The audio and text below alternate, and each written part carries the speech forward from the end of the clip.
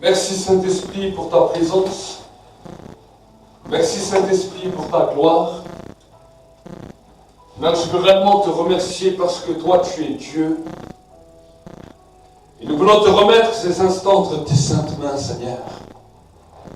Nous te demandons que c'est toi qui les diriges, que c'est toi qui es dans ta main maintenant, dans ce lieu, dans ce temps. Et que c'est toi qui viens encore nous visiter, nous transformer. C'est toi qui viens encore nous révéler quelle est ta puissance et quel est ton mystère. Seigneur, je veux te remercier et t'exalter, Seigneur, parce que tu es glorieux. Merci que c'est toi qui accompagne ce temps de parole par des signes, des prodiges, des miracles. Nous voulons réellement te remercier et t'exalter dans le nom de Jésus. Amen. Je vais vous encourager à ouvrir votre Bible dans le livre de Colossiens. Colossiens au chapitre 3. Et au verset 1er, nous allons voir ensemble ce que la Bible nous dit. Colossiens chapitre 3 et au verset 1er. La Bible nous dira la chose suivante. Si donc vous êtes ressuscités avec le Christ, cherchez les choses en haut, où le Christ est assis à la droite de Dieu. Pensez à ce qui est en haut et non à ce qui est sur la terre, car vous êtes morts, et la vie est cachée avec le Christ en Dieu. Quand le Christ, votre vie, paraîtra, alors vous paraîtrez aussi avec lui dans la gloire. Amen. La Bible nous parle d'un mystère. Et si nous voyons la parole de Dieu, ce que la Bible nous enseigne, nous voyons que le Seigneur nous demande quelque chose de particulier quand nous avons commencé à marcher avec le Christ, quand nous avons décidé de ne plus marcher pour nous-mêmes selon les choses de la chair, mais que nous avons décidé de suivre le Christ. La Bible nous dit, cherchez les choses d'en haut. Amen. Dieu nous demande, Dieu nous interpelle dans sa grâce à rechercher les choses qui sont en haut et non celles qui sont en bas. Amen. Alors souvent on se pose la question, mais comment on peut chercher les choses d'en haut? Parce que les choses d'en haut sont invisibles. Amen. Les choses d'en bas sont visibles et les choses d'en haut sont invisibles. Et ce que le Seigneur nous enseigne, c'est qu'avant que les choses visibles soient, elles existaient déjà dans l'invisible. Est-ce que vous savez? La Bible nous dira dans le livre d'Hébreux, de sorte de ce qu'on croit ne provient pas de ce qui est visible, mais provient de ce qui est invisible. Amen. Le vent est une bonne image que nous puissions comprendre. Le vent n'est pas matériel, mais pourtant, il est visible par son action. Amen. Le vent peut le sentir. Le vent peut renverser des maisons. Le vent peut renverser tout ce qui est matériel et pourtant l'homme ne le voit pas. Amen. Quand le vent commence à souffler, quand une tempête de vent commence à souffler, que ce soit dans une ville, que ce soit dans un pays, que ce soit dans un endroit, c'est très dangereux. Parce que le vent, tu ne le vois pas. Tu peux mesurer sa force. Tu peux mesurer sa puissance. Mais tu ne le vois pas à l'œil nu. Amen. Et pourtant, il est bien réel. Et la Bible nous dit quelque chose de particulier. La Bible nous demande que nous devons commencer à rechercher les choses qui sont en haut. Jésus nous dira, cherchez premièrement le royaume du ciel et sa justice, et toutes les autres choses vous seront données par-dessus tout. Vous savez, dans notre niveau de prière, dans notre niveau de marche avec Dieu, nous devons commencer à évoluer. Nous devons commencer à chercher la présence de Dieu ardemment. Pourquoi? Parce que c'est encore un temps dans lequel Dieu se laisse encore troubler. La Bible nous parle d'un temps qui viendra un jour sur terre, dans lequel les hommes chercheront Dieu mais ne le trouveront plus. Amen. Souvent les gens n'ont pas compris ce que c'était le mystère de la grâce et ce que c'était le mystère du temps de la grâce. Parce que souvent on nous dit on est dans la grâce, on est dans le temps de la grâce et on nous parle de grâce sur grâce. Mais le problème de l'homme, c'est que l'homme n'a pas compris quel est le mystère du temps de la grâce. Et ce matin, j'aimerais vous parler de ce mystère qui est le temple de la grâce. Pourquoi on a institué comme cela? Le temps de la grâce est le temps où Dieu se laisse trouver par ceux qui le cherchent. C'est ça qu'on appelle le temps de la grâce. Il y a un temps où ce temps se fermera. Le jour où Jésus reviendra chercher son église, ceux et celles qui sont prêts sur terre, le jour où ils disparaîtront de cette terre, la Bible nous dit que le temps de la grâce sera fini. Et alors, à ce moment-là, des hommes chercheront Dieu, mais ne le trouveront pas. Est-ce que vous savez? C'est terrible. Parce qu'ils vont commencer à vivre les prémices de l'enfer sur terre. Ils vont chercher Dieu, mais ils ne vont pas le trouver. Vous savez, souvent, nous avons des vies à l'intérieur de nous-mêmes. Souvent, il nous manque des fois des choses. Des fois, nous pouvons être comblés de bonheur parce que nous avons tout dans notre maison, tout dans notre compte en banque. Nous avons tout pour être heureux. Mais souvent, un vide vient. Un vide s'installe dans nos vies. Et souvent, on se pose la question, mais que me manque-t-il? J'ai tout pour être heureux. Mais dans ce vide, il y a une faim et une soif de chercher Dieu. Vous savez, pendant le temps de la grâce, le diable s'active pour empêcher les hommes et les femmes de chercher Dieu par toutes sortes de choses. Par tous les plaisirs de ce monde, par toutes les choses qu'on nous propose, les activités qu'on nous propose. Je ne dis pas que toutes les activités de ce monde sont mauvaises. Mais la suractivité nous empêche de rechercher réellement Dieu. Est-ce que vous savez? Aujourd'hui, la télévision est pleine d'activités, est pleine de programmes pour nous empêcher à chercher Dieu. L'Internet est plein de programmes. Aujourd'hui, on nous crée association sur association. Association de foot, association de basket, association de handball, de ping-pong, de piscine, de tout ce que vous voulez. Et les gens, bien qu'ils vont travailler pour gagner de l'argent pour leur vie, à peine sortis de leur travail, ils commencent à se lancer dans toutes sortes d'activités. Remplis, et que le temps passe tellement vite qu'ils passent à côté du temps de rechercher Dieu. Malheureusement, les chrétiens ne sont pas inconscients ou ne sont pas insensibles à toutes ces propositions. Parce que bien souvent, le diable s'active aussi en vous proposant activité sur activité pour ne plus que vous cherchiez Dieu. Amen. Et vous pensez que pendant un temps, ce vide va être rempli. J'aimerais vous dire que le vide ne sera plus rempli quand vous aurez trouvé la présence de Dieu. Amen. C'est ça qui est dommage. De perdre du temps, de perdre des années à se laisser emporter par toutes sortes d'activités. Je ne dis pas que les activités sont mauvaises. L'activité n'est pas mauvaise en soi. Mais si l'activité va commencer à te faire perdre la chose la plus importante dans ta vie, un jour tu le regretteras vraiment. La Bible nous dit que Jésus à un moment a parlé d'une parabole de quelqu'un qui allait se marier et qui a commencé à donner des invitations à tous ses amis. Il a dit, le temps de la noce arrive et je vous donne une invitation pour venir. La Bible nous dit, un a dit, dis-lui de s'excuser pour moi, je dois aller essayer avec mes bœufs. L'autre lui dit, dis-lui de s'excuser, je dois aller observer le champ que je viens d'acheter. Et un autre lui donne telle et telle excuse. Peut-être nous dirons, dis-lui de s'excuser, j'ai un bon film que j'attends depuis 5 ans, qui passe ce soir à la télévision. J'ai la Coupe du Monde de football qui arrive. J'ai telle activité et telle activité.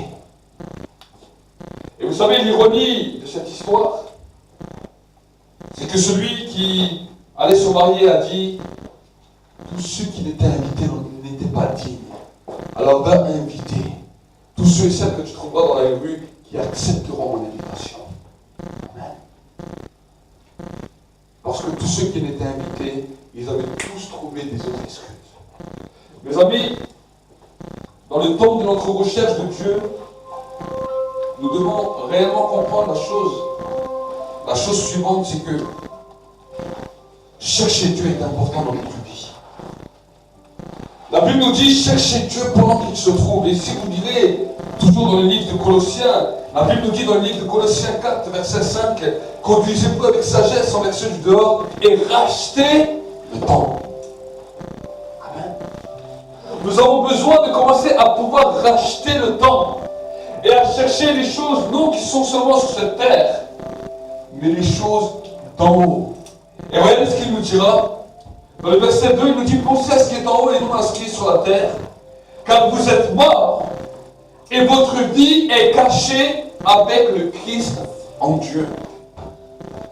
La Bible nous dit que quand nous commençons à rechercher les choses d'en haut, à ce moment-là, nous devenons morts aux choses de cette terre, parce que nous recherchons des choses qui sont en haut, et à ce moment-là, notre vie devient cachée en Christ.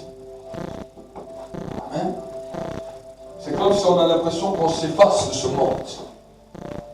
Et c'est des fois l'impression qu'on peut avoir quand on marche avec Dieu. Nos amis commencent à s'éloigner, nos familles commencent à nous rejeter, à trouver l'incompréhension à cause de ce qui est en train de se passer à l'intérieur de nos vies. Pourquoi? Parce qu'il y a un effacement. Les gens peut-être qui nous connaissaient nous disent « Mais je ne te reconnais plus, tu n'es plus la même personne. » C'est ça qu'on appelle la mort. S'effacer des choses de la vie, ne plus avoir les mêmes centres d'intérêt que nous avions avant. Et la Bible nous dit qu'à partir de ce moment-là, nous devions cacher en Christ. Pourquoi? Parce qu'actuellement, le Christ est caché à la vue des hommes. Est-ce que vous savez? Les gens cherchent le Christ, mais Christ n'est plus sur terre. La Bible nous dit qu'il est au ciel. Mais, regardez ce que la Bible continue à nous dire. Mais quand le Christ, dans le verset 4, paraîtra, alors vous paraîtrez aussi avec lui dans la gloire. La Bible nous dit qu'on peut être caché pendant un temps. Caché à cause des choses que le monde offre. Caché peut-être à la vue de ce que les hommes pensent. Parce que notre vie est cachée en Christ. Et que lui-même, pour le moment, n'est pas encore visible. Mais la Bible nous dit que quand le Christ va paraître, quand le Christ va devenir visible, alors nous paraîtrons aussi dans sa gloire. Amen. Nous serons visibles. Si les gens ne nous voyaient pas, si les gens ne nous calculaient pas, nous allons devenir visibles dans la gloire de Dieu. Amen. Et ensuite, l'apôtre Paul continuera. Il nous dira dans le verset 5, pour que nous puissions commencer à marcher dans la vie de l'esprit et non dans la vie de la chair. Il nous dira la chose suivante. Faites donc mourir votre nature terrestre, l'inconduite, l'impureté, les passions, les mauvais désirs et la cupidité qui est une idolâtrie. C'est pour cela que vient la colère de Dieu sur les rebelles. Là, on ne nous parle pas de démons. Là, on nous parle de la nature humaine qui corrompt l'homme. La nature humaine qui détruit l'homme. Et la Bible nous parle que de l'inconduite, l'impureté, les passions, les mauvais désirs, la cupidité qui est une idolâtrie. Alors l'inconduite, qu'est-ce que c'est qu'une inconduite? Une inconduite, c'est quand on n'arrive pas à gérer sa propre personne. Quand nous n'arrivons pas à nous maîtriser. Quand nous sortons vite fait comment on appelle ça, de notre bon sens. L'énervement est une inconduite. La colère, des fois, et souvent, peut être une inconduite. Dès que nous sortons de notre cadre dans lequel nous trouvons paisibles, nous nous trouvons en paix, et que des choses commencent à venir nous perturber, alors nous commençons à marcher dans un chemin d'inconduite. C'est terrible. Amen. C'est terrible. Mais le Seigneur nous demande de pouvoir commencer à nous contenir. Ensuite, il nous parlera de l'impureté. Des désirs impurs que nous pouvons avoir. L'impureté n'est pas simplement dans le désir de la sexualité, Mais des fois, quand quelqu'un vient parler avec nous, nous pouvons avoir des pensées impures, des pensées méchantes, des pensées qui ne sont pas pures à l'égard d'une personne. Le vice, c'est de l'impureté. Quand nous voulons agir simplement pour notre intérêt, et quand on masque les choses, des fois on ne dit pas tout parce qu'on veut un intérêt. Il n'est pas très vrai parce qu'on veut un intérêt. On a un intérêt derrière. L'impureté dans la sexualité, nous comprenons, il y a la fornication, il y a l'adultère, il y a la pornographie, il y a la masturbation. Toutes ces choses-là font partie de l'impureté et empêchent l'homme de toucher à la pureté de Dieu. Amen. Dieu veut que nous puissions être purs. Et pour que nous puissions être purs, c'est quand nous cherchons les choses d'en haut, nous commençons à dire, Seigneur, touche-moi par la pureté. Touche-moi par ta sainteté. Ensuite, il continuera, les passions. Toute passion qui s'élève au-dessus de notre communion avec Dieu devient un péché. Est-ce que c'est ça? Nous pouvons être passionnés pour quelque chose, mais si ta passion vient au-dessus de la priorité de Dieu, cette passion est quelque chose de destructeur et tu dois apprendre à mourir de cette passion. Amen. Et ensuite, il continuera. La cupidité, qui est une idolâtrie.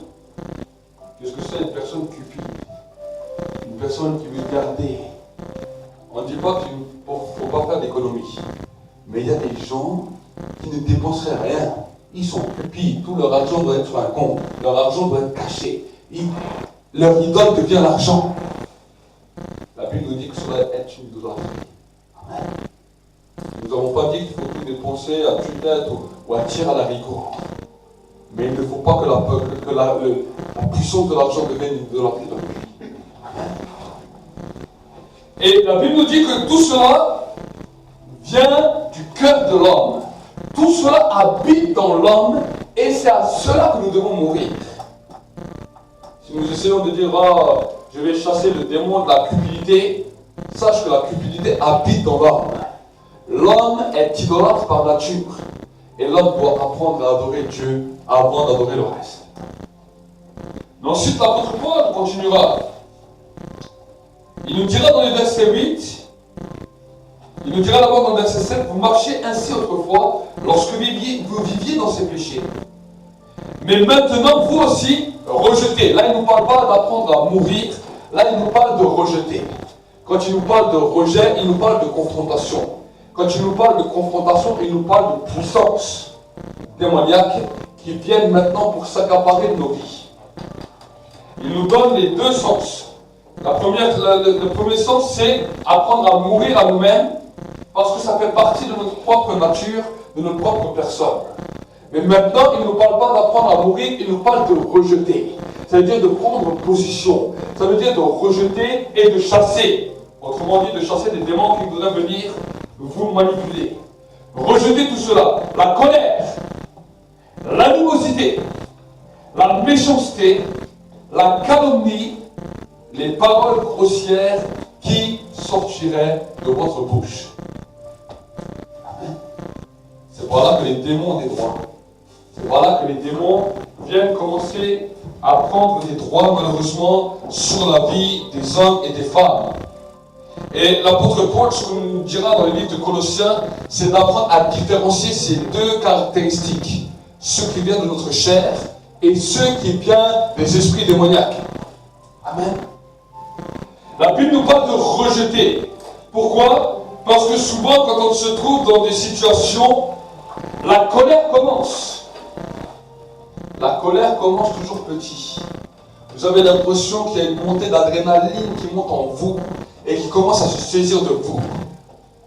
Attention, quand cela commence à se produire, cela ne vient pas de vous, mais cela vient d'une puissance démoniaque qui commence à agir. Et quand cette colère commence à se manifester, il doit dire au nom de Jésus, je te rejette. C'est à ce moment-là qu'il faut prendre position par rapport à cette puissance. Je dis, au nom de Jésus, esprit de colère, sors. Je peux régler mes problèmes. Je peux régler mes différends. Je peux même dire ce que je pense sans passer par la colère. La Bible nous demande d'être vrais avec les uns et les autres.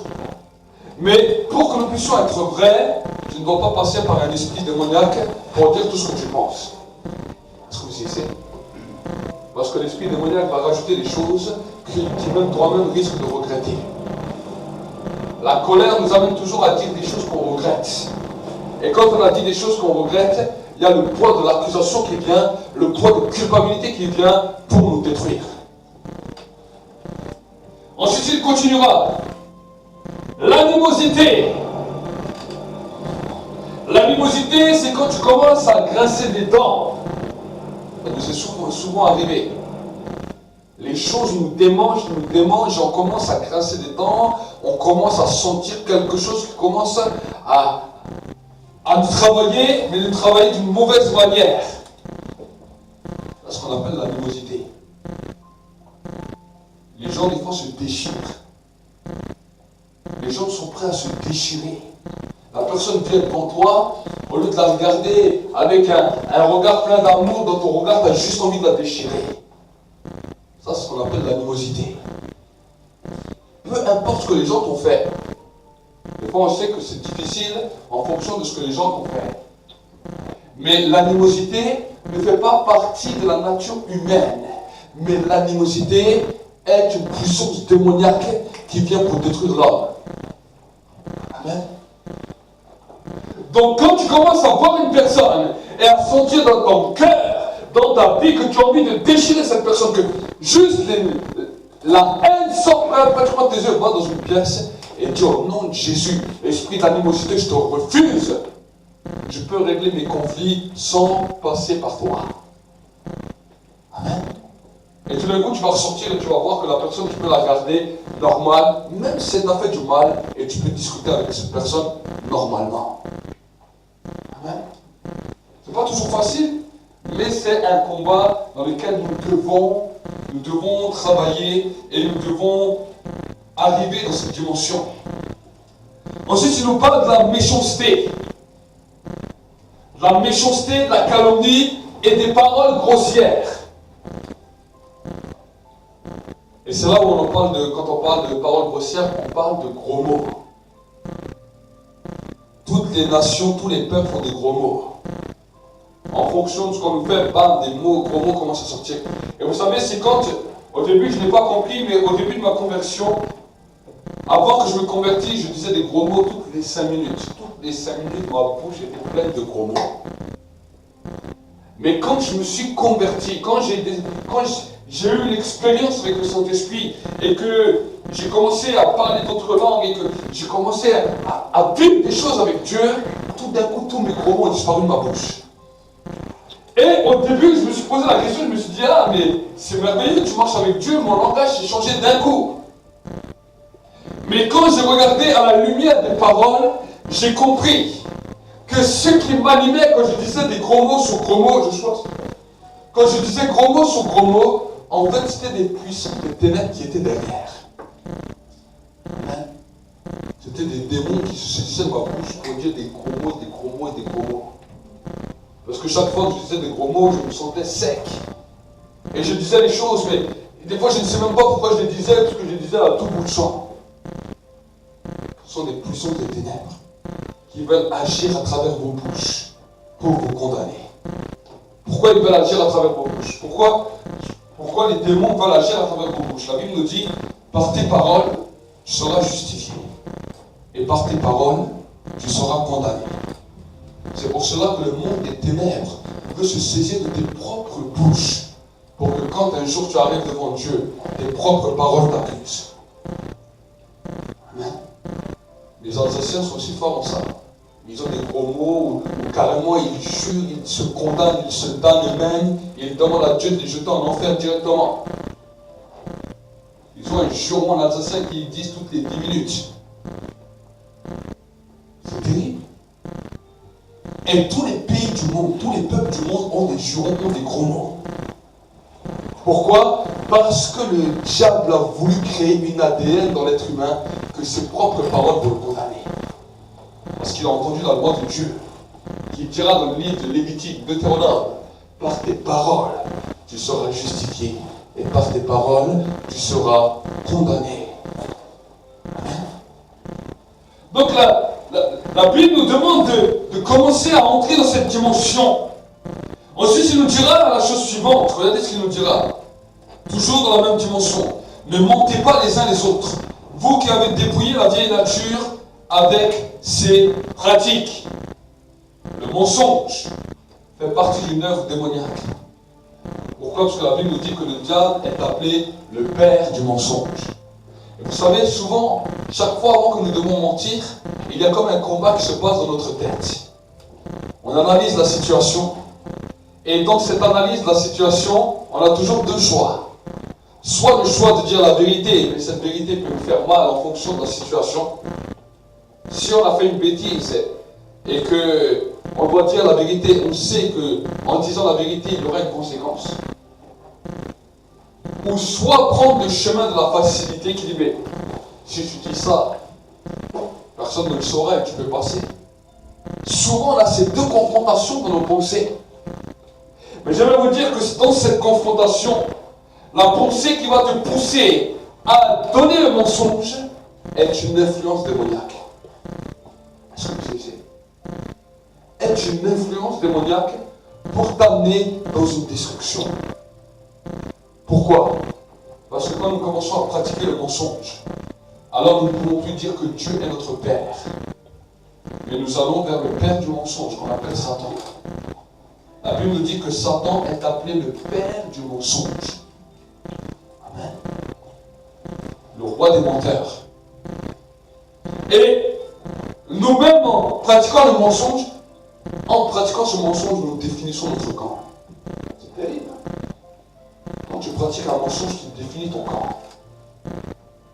Et le diable dit, ah, il me reconnaît enfin comme père. Donc c'est pour cela que la Bible nous dit, ne mentez pas les uns les autres. Vous qui avez dépouillé la vieille nature avec ses pratiques et revêtu la nouvelle nature qui se renouvelle en vue d'une pleine connaissance selon l'image de celui qui l'a créé. Amen. Il n'y a ni juif, ni grec, ni circoncis, ni incirconcis, ni barbare, ni scythique, ni esclave, ni libre, mais Christ est tout et en tous. Ainsi donc, comme des élus de Dieu saints et bien-aimés, remettez-vous d'humilité, de douceur et de patience. Supportez-vous les uns les autres et faites-vous grâce réciproquement. Et si quelqu'un a à se plaindre d'un autre, comme le Christ vous a fait grâce, vous aussi faites de même. Vous savez, la dimension de la joie n'est pas innée dans l'homme. Est-ce que vous savez? Souvent les gens cherchent la joie, cherchent le bonheur.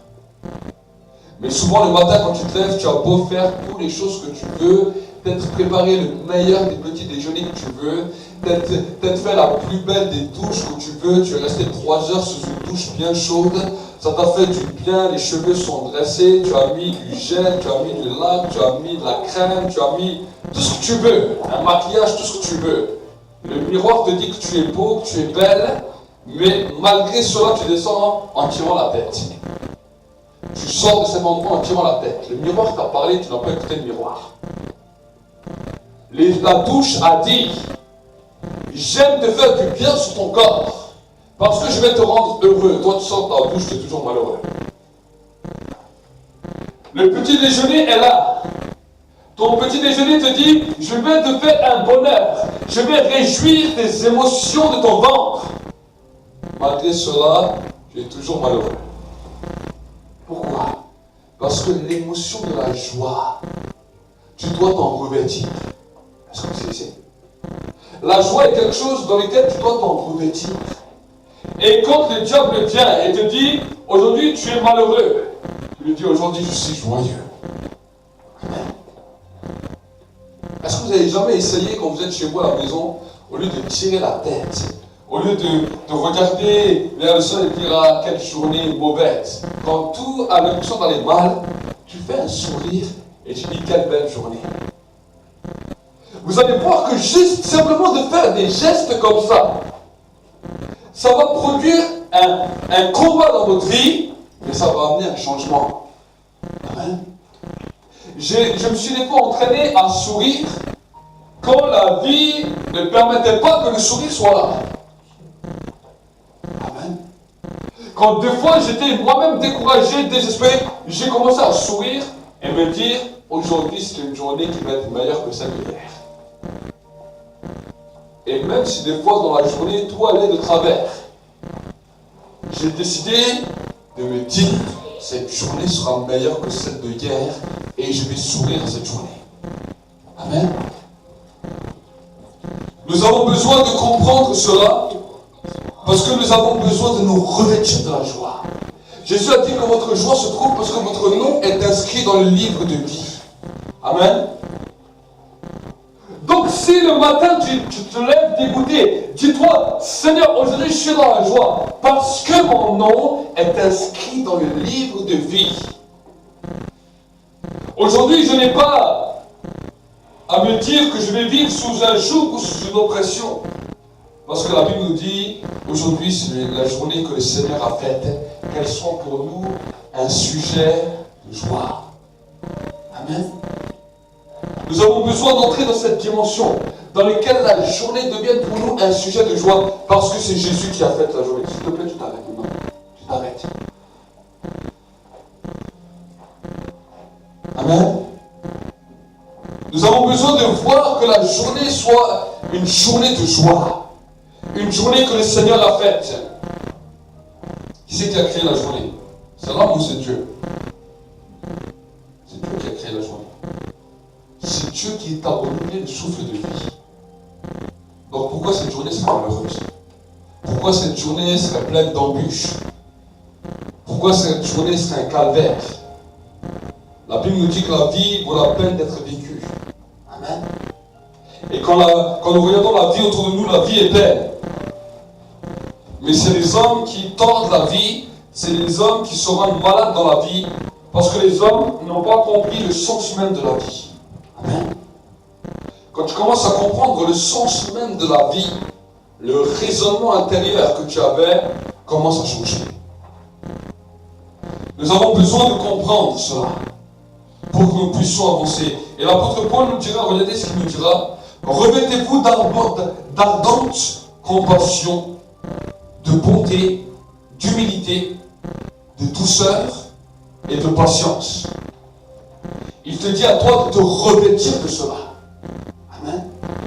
De te revêtir de la bonté, de te revêtir de l'humilité, de te revêtir de la patience, de te revêtir d'ardente compassion. Qu'est-ce que ça veut dire ça, ardente compassion? C'est-à-dire quand tu vois une personne, vous savez souvent l'indifférence est là dans notre cœur. On peut passer à côté de 10 000 personnes toute la journée et c'est pas parce qu'on est passé à côté de 10 000 personnes qu'on a eu la compassion de tout le monde. Tu passes à côté de 10 000 personnes, mais à cause de tes pensées, tu oublies les 10 000 personnes qui sont à côté de toi. Tu penses tellement à tes problèmes, à tes tracas, à tes soucis, à tout ce que tu as besoin de faire dans la journée, à tous tes programmes, à ce que tu vas faire après le travail, à ce que tu vas faire quand tu vas rentrer, à quelle heure tu vas te coucher, à quelle heure tu vas manger. Tu penses tellement à toutes sortes de choses que la compassion même que tu devais avoir pour les gens a disparu. Donc l'apôtre Paul nous dit, pour que cette joie puisse continuer à demeurer, revêt-toi, ça veut dire habille-toi d'une ardente compassion. Qu'est-ce que ça veut dire ça? Ça veut dire oublie-toi toi-même pendant un instant. Fais l'effort pendant un instant de ta journée de t'oublier toi-même et de regarder autour de toi pour que la passion qui anime Dieu, pour que la passion qui anime le Seigneur commence à t'animer. Pose-toi des fois la question, quand tu vois les gens autour de toi, est-ce que ces gens, si aujourd'hui ils quittent cette terre, est-ce qu'ils vont sauver ou est-ce qu'ils sont perdus? Commence-toi à te poser des questions. Commence-toi à te poser des questions qui vont te faire oublier toi-même. Et alors tu verras que quand l'ardente compassion est là, la bonté suit. l'ardente compassion. Amen. C'est ça qu'on appelle la passion des âmes. Ça va commencer à brûler dans ton cœur. Donc la bonté, c'est-à-dire être bon avec les gens, va commencer à te suivre.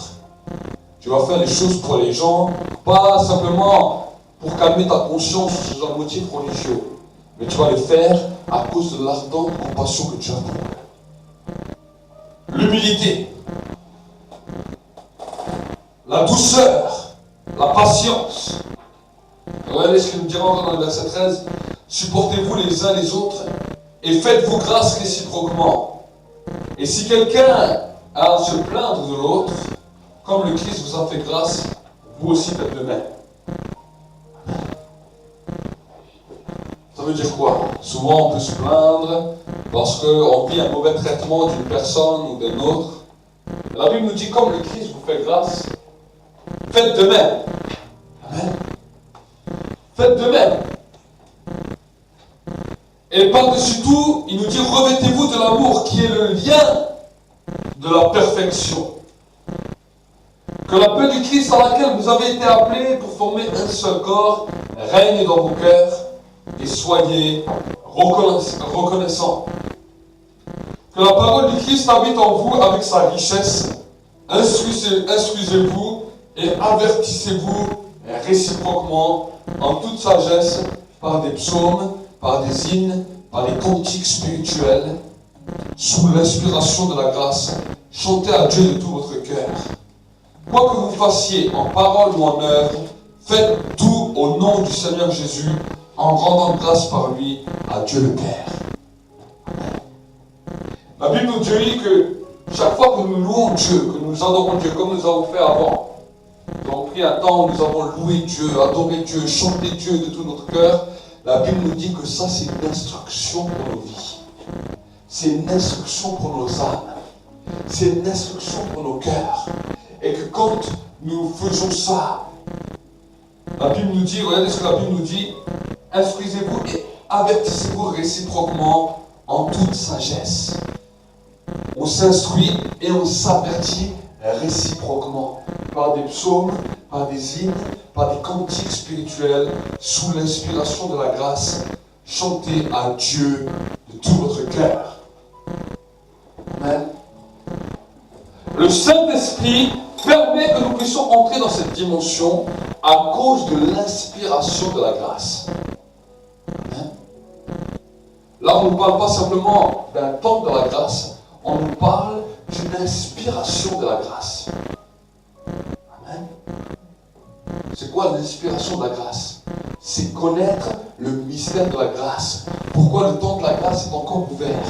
C'est parce que Dieu attend que les hommes le cherchent. C'est ça que vous devez comprendre. Si un jour quelqu'un vous pose la question, qu'est-ce que c'est la grâce?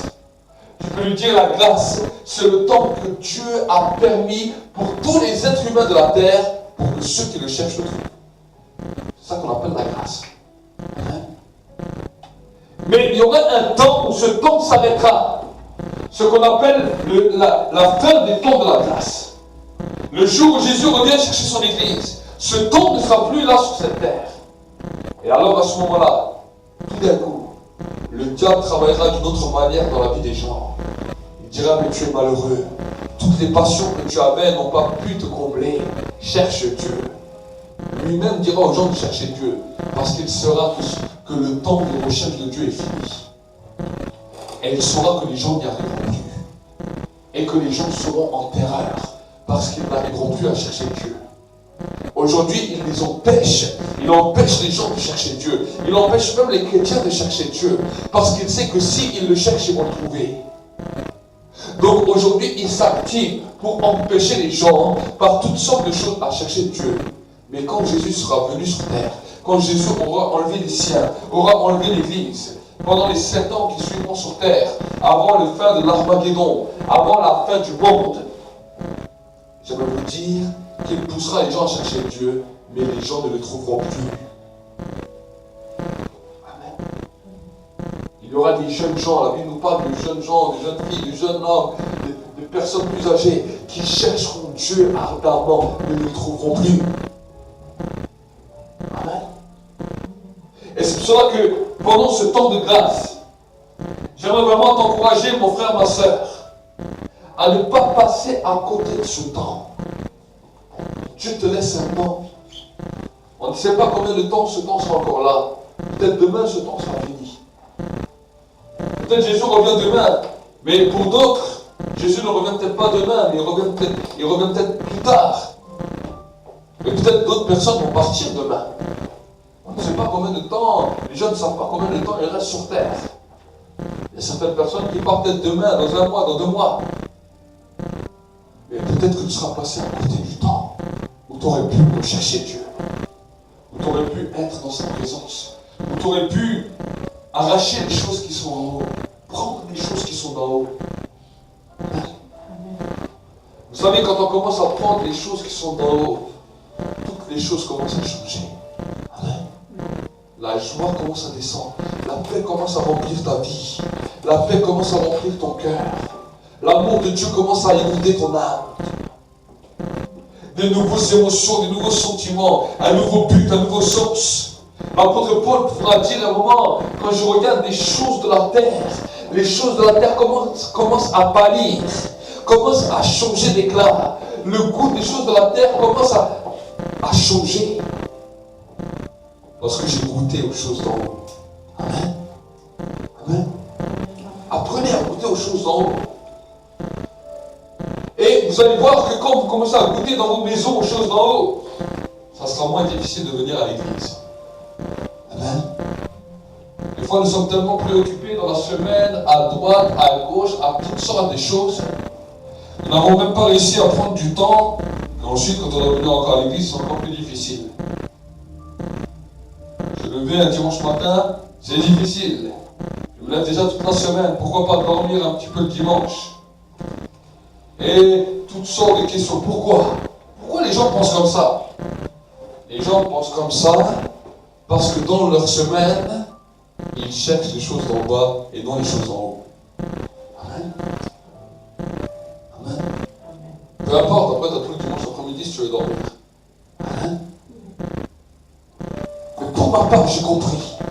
J'ai compris que chaque fois que je cherche les choses d'en haut, alors après, c'est une joie pour moi de venir même dans la maison de Dieu.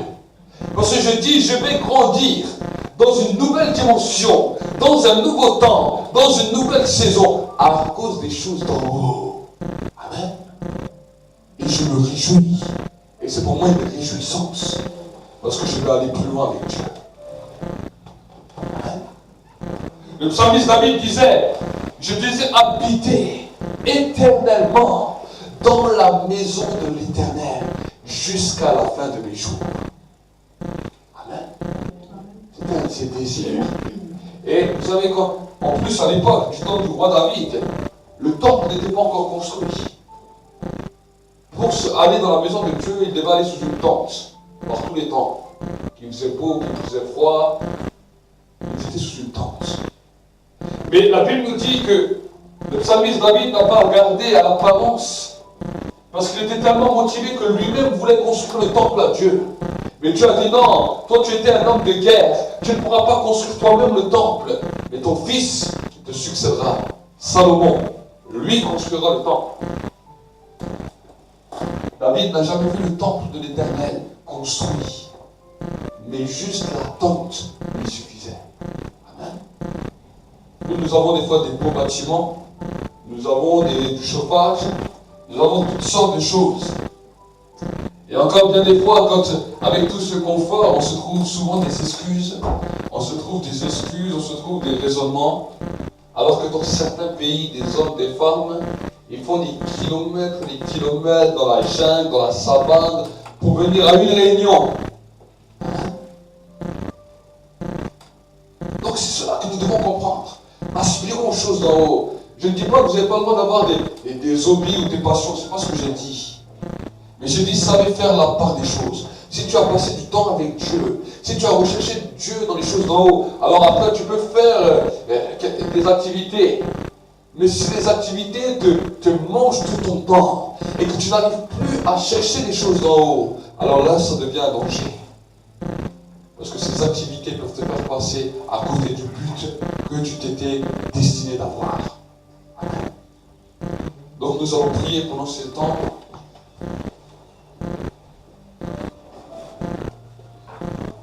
Seigneur, je veux vraiment te remercier et t'exalter, Seigneur, parce que tu règnes. Et je veux te remettre maintenant ces instants entre tes mains. Je te demande que c'est toi qui parles au cœur, que c'est toi qui parles aux vies, et que c'est toi, Seigneur mon Dieu, mon roi, qui étend ta main maintenant sur la vie de mes frères et mes sœurs, ici dans l'église, aussi sur les bêtes. Et que c'est toi, Seigneur mon Dieu, mon roi, qui leur montre l'importance de rechercher les choses d'en haut. L'importance, Seigneur, de ne plus vivre selon la nature de la chair, mais l'importance de vivre selon la dimension de l'esprit. Seigneur, mon Dieu, mon roi, je veux vraiment te remercier et t'exalter, Seigneur, pour ces instants, pour ces temps où tu nous parles. Et je veux vraiment, Seigneur, mon Dieu, mon roi, te dire combien tu es glorieux et digne de louange. Nous te bénissons, te rendons grâce. Dans le nom de Jésus-Christ.